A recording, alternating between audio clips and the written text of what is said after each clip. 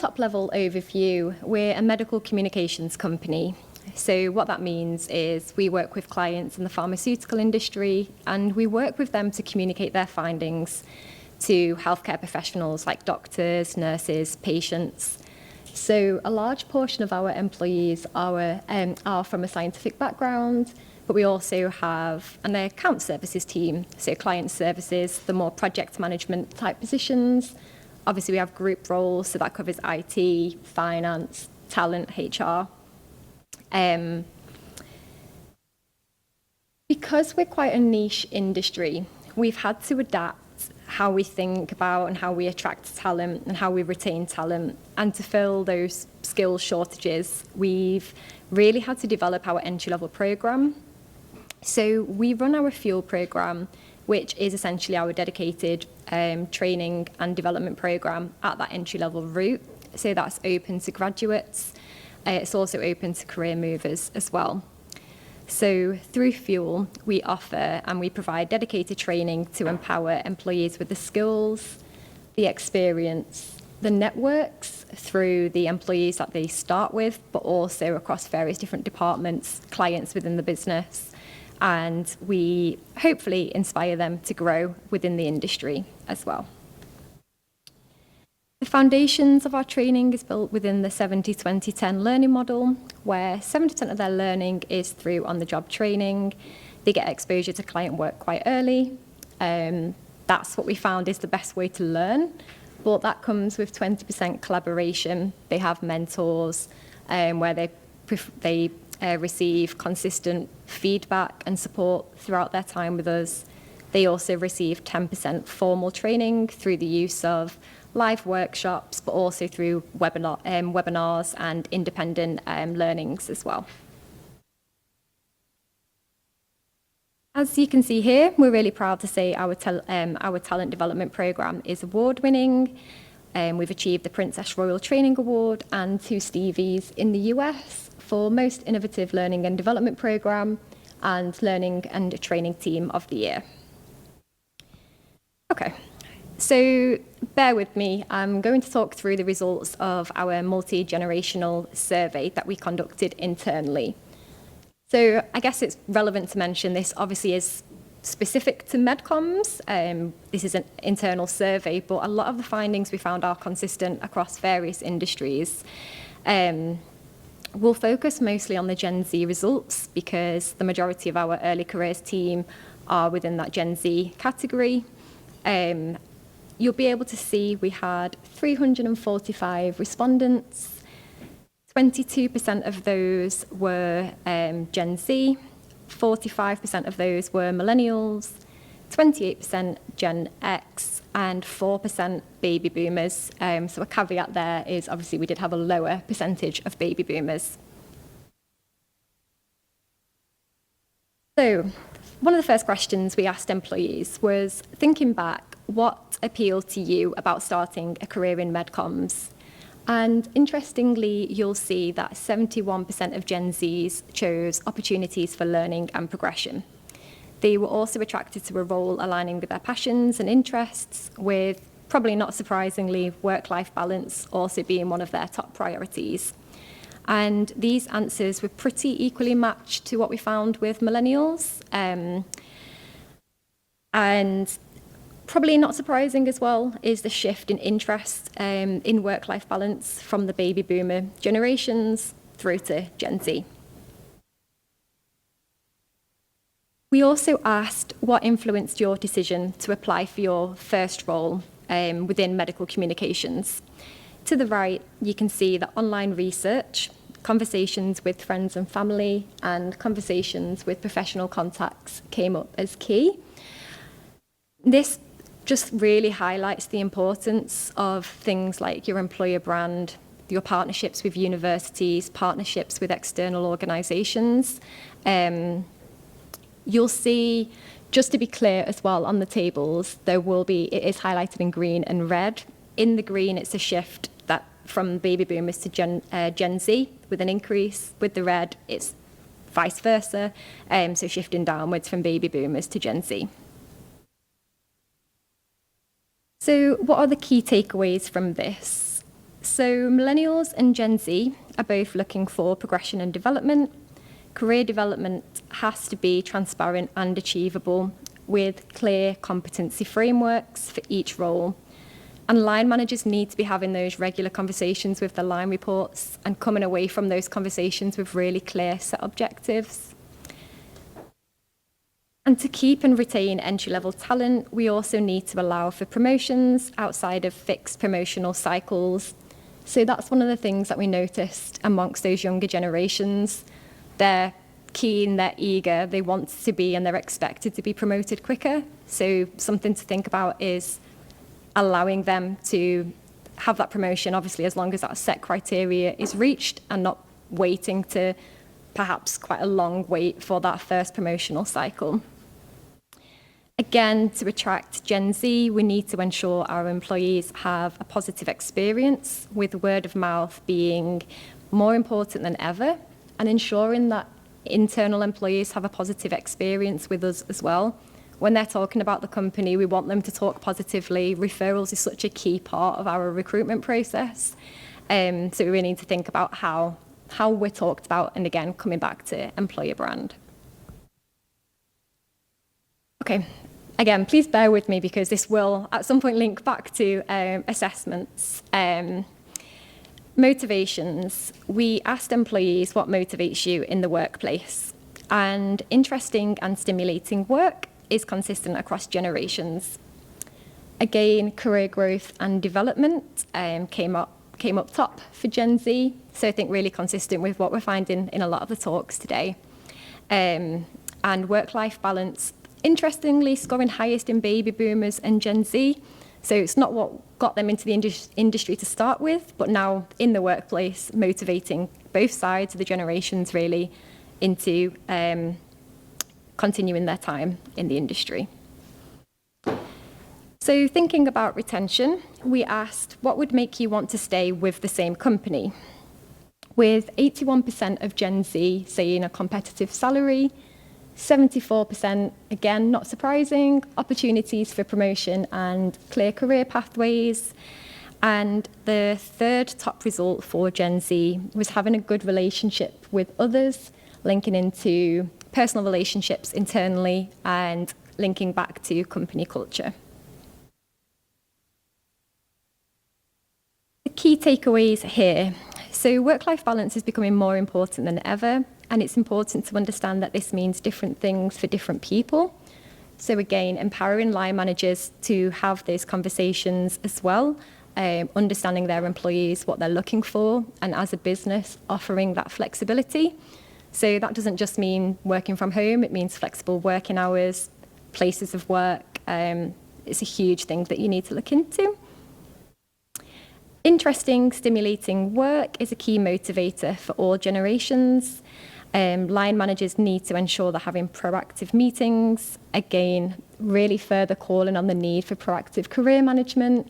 And it's not just about an entry-level program, it's also what you do when you've got those employees and how you're ensuring that they're going to stay with you by offering that continuous development. The factors that make employees want to stay are quite consistent across the generations. One that always comes up top, salary benchmarking, also feeling valued by the company, and again, linking back to that relationship with others. So we've looked into how do we attract Gen Zs, we've looked into their current motivations. So what are their future goals? So employees were asked what are or what have been your career goals, and you'll see that Gen Z being most interested in having good work-life balance, and all generations stating the need for stimulating and enjoyable work. You'll see the shift downwards as well, so those categories in red. So surprisingly, making a meaningful contribution that is valued by my employer, we found shifted from baby boomers through to the Gen Z category. But again, those areas like work-life balance and being able to earn a target salary increased as you went down the generations. In terms of takeaways, we found 6% of Gen Z, which I thought was quite a surprising stat, we found that 60% want to find the right company to work for and want to work there for most of their career. So we need to adapt and think about how do we get those 60% on board and how do we retain them. 20% don't want to. So we also need to think about resistance within the business. You'll probably find this, how different generations talk about Gen Z, and some of their wants are sometimes talked about quite negatively. Probably looking at the slide we talked about earlier, things like selfish, but maybe we just need to be a bit more aware of things are changing and communicate that more effectively internally. Career goals, 70% of Gen Z selected work-life balance as a long-term career goal. So internally, we found that we've lost a couple of employees due to things like resignations for travelling purposes. We offer sabbaticals as a business, but one of our key criteria for that is working for 5 years. Can we rethink that? Maybe we can offer them earlier, retain that talent and not lose them due to some of those reasons as well. I'm going to try and fly through because I know we're short of time. I will share a QR code so you can find some of these findings at the end as well. And finally, remote hybrid working is a key topic at the moment. So we asked employees, if you always or mostly work from home, why is this? With all generations scoring highly on finding that it's easier to fit working from home around other commitments and feeling more productive. Interestingly, there wasn't that many responses or that many reasons, being that there wasn't an office in commuting distance, and I don't think transport is a reason either. And another quite surprising fact is with the graph on the right, you can see with the Gen Z category, so the one at the bottom, that pink bar, that shows the percentage of Gen Z who are looking for an even mix. So they are wanting to go into the office and they are wanting that hybrid setup. So again, quickly, some key takeaways are from that they are wanting that mixture of office and home working. So how do we provide flexibility? So how do we say to employees that you can choose between working from home and coming into the office, but making sure when employees come into the office, it's a buzzing, atmospheric environment that these Gen Zs are looking for. So it's balancing that. Do you say you have to be on a Tuesday and at least then you're getting a busy office? But then you have to think about those employees that might have different preferences in terms of those office days. Okay, so looping this back in a bit more to the topic today and how this impacts early careers. So for very quick context, this is our recruitment process currently. So we have an application review. We then move on to a discovery call or screening call. We then have a role-specific assessment for candidates with each relevant role in our early careers program. So an example of that is for our associate medical writers. They get given a scientific article and they're required to interpret that data and produce or translate that into a summary.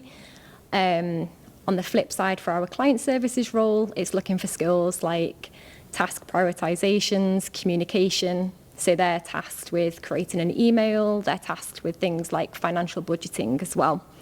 So that's our skills-based or more hard skills-based assessment. On successful completion of that assessment, they move to our Discovery Day, which is our virtual assessment centre. We do that all in-house. We run it through Microsoft Teams. And during that day, they get the opportunity to meet with our current entry-level candidates. So they get to have an open Q&A about the role, any challenges. So they get a real insight into what they're coming into. They do have to complete a group task, and that's where we look at those softer skills. So we give them a creative task. So we ask them to just think a little bit outside the box. So we give them a topic, we get them to remove the role and just think a little bit more creatively. And they also complete a virtual interview. Following that, a decision is made, and we aim to give a decision within no more than a few days to try and speed up that process and make sure we're not losing out on candidates from keeping them waiting. So with these slides, I was hoping to sort of show from our survey what Gen Z, millennials, baby boomers are looking for, again with that focus on Gen Z, and show it from the angle of the candidate's perspective in the terms of the feedback that we receive from our assessment centres. So one of the feedback or positive feedback here was I enjoyed the group task and getting to brainstorm with like-minded individuals. The individual interview was inspiring to discuss the role and more senior experts, and I am enthusiastic and excited about the future in the industry. And one of the things, hopefully you heard me mention earlier, was the need or the want to have positive relationships with others in the workplace. Another piece of feedback was I really liked that there was a mental health first aider and how supportive and encouraging all the IPG staff were. So this links in again to that company culture. They want to work with a supportive team, a company that has good morale.